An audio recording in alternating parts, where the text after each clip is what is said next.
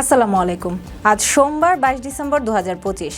আমন্ত্রণ friendly mobile প্রবাস time বুলেটিনে আপনাদের সাথে আছি আমি সাইমা ইসলাম। শুরুতেই জানাবো শিরোনাম। ওমানের কনসুলার সেবায় নতুন নিয়ম, বাধ্যতামূলক অনলাইন অ্যাপয়েন্টমেন্ট।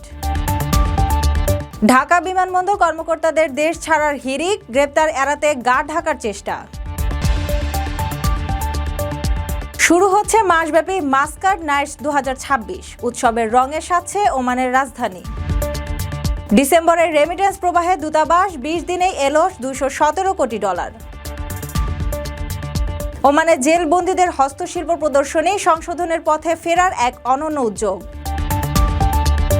ওমানে তাপমাত্রা নামলো হিমাঙ্কের নিচে, সর্বনিম্ন তাপমাত্রার রেকর্ড 0.1 ডিগ্রি। দর্শক দেখছিলেন শিরোনাম, এবারে পুরো খবর।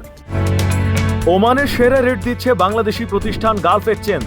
প্রিয়জনকে টাকা পাঠাতে আজই আসুন আমাদের যে কোনো ব্রাঞ্চে অথবা কল করুন স্ক্রিনে দেয়া নাম্বারে। গালফ এক্সচেঞ্জ, বাংলাদেশিদের প্রিয় এক্সচেঞ্জ। ওমান প্রবাসীদের জন্য জরুরি নির্দেশনা। নতুন নিয়ম না মানলে পোহাতে হবে ভোগান্তি। অ্যাপয়েন্টমেন্ট ছাড়া আর মিলবে না কোনো সেবা। পাসপোর্ট বা ভিসার কাজে দূতাবাসে যাওয়ার আগে অনলাইনে শিডিউল নেওয়া এখন বাধ্যতামূলক। ভিড় এড়াতে ওমান পোস্টের সেবা নেওয়ার পরামর্শ। ওমান প্রবাসী বাংলাদেশিদের জন্য কনসুলার সেবা ও আসন্ন নির্বাচনের ব্যালট সংগ্রহ নিয়ে জরুরি নির্দেশনা জারি করেছে বাংলাদেশ দূতাবাস মাস্কাট এবং নির্বাচন কমিশন।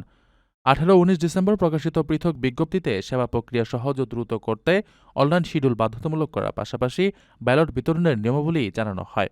দূতাবাসের বিজ্ঞপ্তিতে বলা হয়েছে, এখন থেকে পাসপোর্ট, এনরোলমেন্ট, এনওসি, ভিসা সত্যায়ন বা এনআরই সহ যে কোনো কনসুলার সেবা পেতে হলে আগাম অ্যাপয়েন্টমেন্ট বা শিডিউল নেওয়া বাধ্যতামূলক। সেবাগ্রহীতাদের প্রথমে ব্যাংক মাস্কাটে ফি জমা দিয়ে আমাদের দূতাবাস মাস্কাট.org ওয়েবসাইটের মাধ্যমে নির্দিষ্ট তারিখ ও সময়ের শিডিউল নিশ্চিত করতে হবে। পাসপোর্ট ও এনওসি বিতরণের ক্ষেত্রে ভিড় এড়াতে ওমান পোস্টের সেবা নিতে উৎসাহিত করা হয়েছে।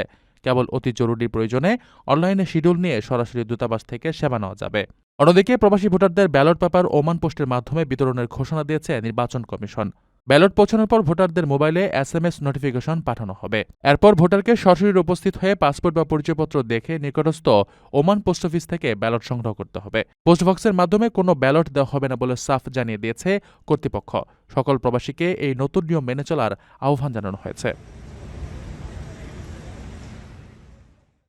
প্রবাসীদের জন্য নির্মাণ হচ্ছে দেশের প্রথম স্মার্ট সিটি, যেখানে থাকছে স্কুল, মসজিদ, হাসপাতাল, সুইমিং পুল, হেলিপ্যাড, জিম, পাঠাগার, সুপারমার্কেট, শিশু পার্ক সহ সকল নাগরিক সুবিধা।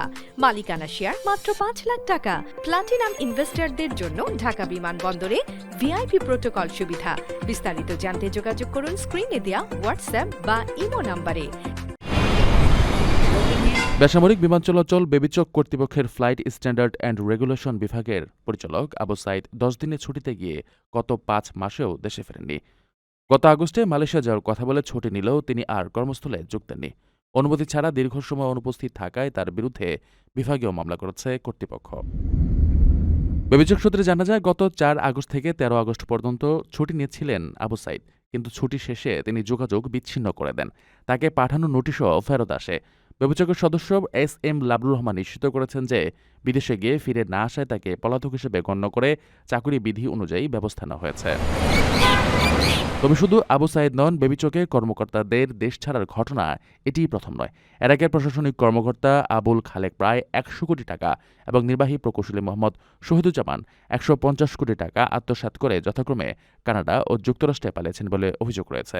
এখন পর্যন্ত অন্তত 7 জন কর্মকর্তা এভাবে বিদেশে পাড়ি জমিয়েছেন, যাদের বিরুদ্ধে বিভাগীয় ব্যবস্থা নেওয়া হয়েছে। نودلز عماني هذه أول مرة أسمعها. خلينا يربى بسم الله. تعرفوا إيش هذا؟ هذا النودلز اختراع عماني اسمه أميرة. طبعا يجي في الكرتونة 40 حبة، وتخيلوا السعر 3 ريال ونص بس. মাস্কাট নাইট 2026 এক মাস ধরে বিনোদনের মহাযজ্ঞ। নতুন বছরে ওমান মাতবে উৎসবে।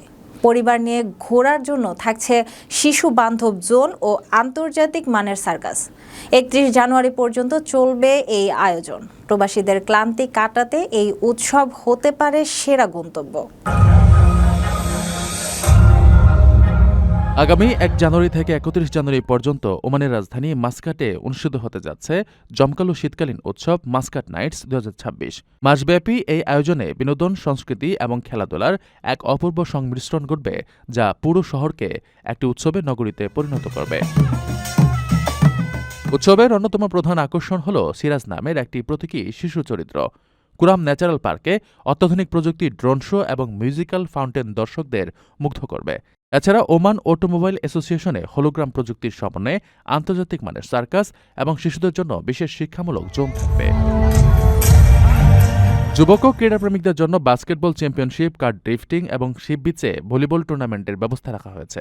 অন্যদিকে রয়্যাল অপেরা হাউসে ফ্যাশন উইক এবং আল আমিরাত পার্কে হেরিটেজ ভিলেজ ওমানের ঐতিহ্য ও আধুনিকতাকে তুলে ধরবে।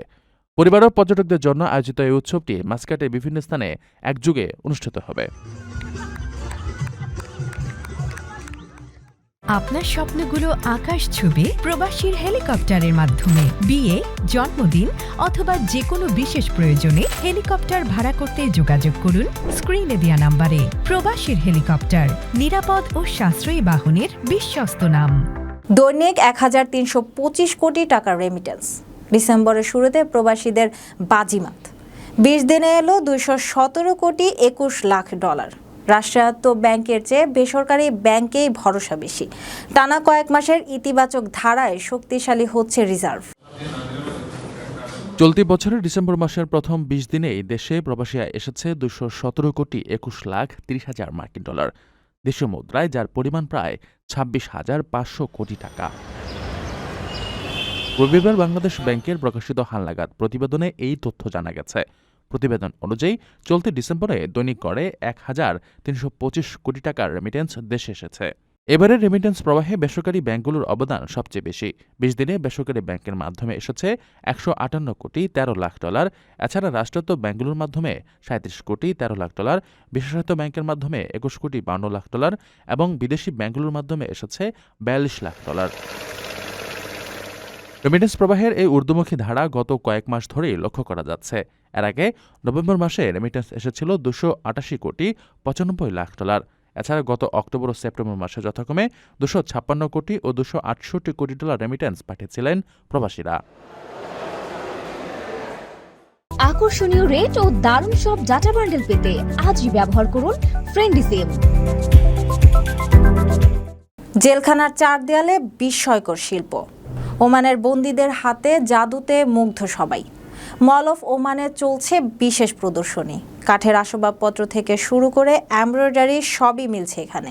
বন্দীদের স্বাভাবিক জীবনে ফেরাতে 27 ডিসেম্বর পর্যন্ত চলবে এই অনন্য আয়োজন। ইউনিফাইড গালফ ইনমেট উইক 2025 উপসাগরীয় বন্দী সপ্তাহ উপলক্ষে ওমানের অন্যতম বাণিজ্যিক কেন্দ্র মল অফ ওমানে জেলবন্দীদের তৈরি পণ্যের এক বিশেষ প্রদর্শনীর উদ্বোধন করা হয়েছে। গত রবিবার 21 ডিসেম্বর সকালে ওমানের শ্রম মন্ত্রণালয়ের মানব সম্পদ উন্নয়ন বিষয়ক আন্ডার সেক্রেটারি সৈয়দ সেলিম বিন মুসলিম আল বুসাইদি আনুষ্ঠানিকভাবে এই মেলার উদ্বোধন করেন। এবারের আয়োজনে মূল প্রতিপাদ্য বা স্লোগান ছিল সংশোধনের পথের দিকে। রলমান পুলিশের প্রত্যক্ষ তত্ত্বাবধানে আয়োজিত এই প্রদর্শনীটি আগামী 27 ডিসেম্বর পর্যন্ত জনসাধারণের জন্য উন্মুক্ত থাকবে। মেলায় পুরুষ ও নারী বন্দীদের তৈরি বিভিন্ন সৃজনশীল ও পেশাদার পণ্য স্থান পেয়েছে। এর মধ্যে উল্লেখযোগ্য হল কাঠের আসবাবপত্র, ঐতিহ্যবাহী হস্তশিল্প, নান্দনিক চিত্রকর্ম, নারীদের পোশাক ও এমব্রয়ডারির কাজ, রৌপ্য সামগ্রী এবং খেজুর প্রক্রিয়াজাতকরণ শিল্পের নানা পণ্য। বন্দীদের কারিগরি দক্ষতা বৃদ্ধি করে তাদের কর্মসংস্থানের উপযোগী হিসেবে গড়ে তোলা এবং শাস্তির মেয়াদ শেষে সমাজের মূলধারায় ফিরে আনাই এই আয়োজনের প্রধান উদ্দেশ্য।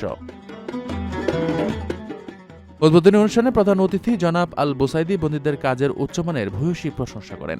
তিনি বলেন, কাঠের কাজ থেকে শুরু করে স্থাপত্য, নকশা সব ক্ষেত্রে বন্দীদের দক্ষতা মুগ্ধ করার মতো। তাদের কাজে যে একাগ্রতা নৈপুণ্য দেখা গেছে তা প্রশংসনীয়। তিনি আরও উল্লেখ করেন যে আধুনিকায়নের অংশ হিসেবে বন্দীদের তৈরি এসব পণ্য বিপণন ও বিশ্বজুড়ে ছড়িয়ে দিতে একটি বিশেষ ওয়েবসাইট চালু করা হয়েছে। ওমানে হাড় কাঁপানো শীত। তাপমাত্রা নামল হিমাঙ্কের নিচে। সাইক এলাকায় রেকর্ড করা হয়েছে 0.1 ডিগ্রি সেলসিয়াস। থুমরাইত ও হাইমাতেও তীব্র ঠান্ডা। হাড় হিম করা বাতাসের সঙ্গে মুসান নামে চলছে ভারী বর্ষণ। পাহাড়ি ও নিচু এলাকায় চলাচলে সতর্ক থাকার নির্দেশ। ওমানের বিভিন্ন প্রান্তে ঝাঁকিয়ে শীত পড়েছে। দাখিলিয়া প্রদেশের সাইক এলাকায় তাপমাত্রা হিমাঙ্কের নিচে নেমে গেছে।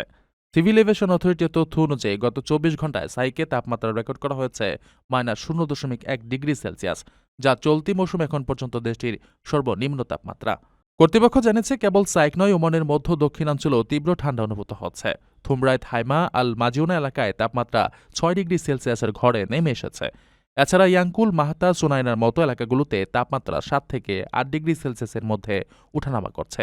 এই পরিস্থিতিতে বিশেষ করে পাহাড়ি অভ্যন্তরীণ এলাকায় বাসিন্দাদের ভোরের দিকে সতর্ক থাকার পরামর্শ দিয়েছে আবহাওয়া দপ্তর। তীব্র শীতের পাশাপাশি ওমানের বেশ কিছু এলাকায় গত কয়েকদিনে ভারী বৃষ্টিপাত হয়েছে। কৃষি ও মৎস্য সম্পদ মন্ত্রণালয়ের তথ্য অনুযায়ী মোসান্দামের খাসাব এলাকায় গত 3 দিনে সর্বোচ্চ 215 মিলিমিটার বৃষ্টিপাত রেকর্ড করা হয়েছে। মন্ত্রণালয় জানিয়েছে এই বৃষ্টি ভূগর্ভস্থ পানির স্তর বাড়াতে সাহায্য করবে, তবে আবহাওয়া কিছুটা অস্থিতিশীল থাকায় প্রবাসী ও নাগরিকদের নিচু এলাকা ও ওয়াদির কাছাকাছি চলাচলের ক্ষেত্রে সাবধানতা অবলম্বন করতে বলা হয়েছে। দর্শক দেখছিলেন ফ্রেন্ডলি মোবাইল প্রবাস টাইম বুলেটিন। শেষ করার আগে শিরোনামগুলো জানিয়ে দিচ্ছি আরও একবার। ওমানে কনসুলার সেবায় নতুন নিয়ম, বাধ্যতামূলক অনলাইন অ্যাপয়েন্টমেন্ট। ঢাকা বিমানবন্দর কর্মকর্তাদের দেশ ছাড়ার হিড়িক, গ্রেপ্তার এড়াতে গা ঢাকার চেষ্টা। শুরু হচ্ছে মাসব্যাপী মাস্কাট নাইটস 2026, উৎসবের রঙে সাজছে ওমানের রাজধানী। ডিসেম্বরের রেমিটেন্স প্রবাহে দূতাবাস, 20 দিনেই এলো $217 কোটি।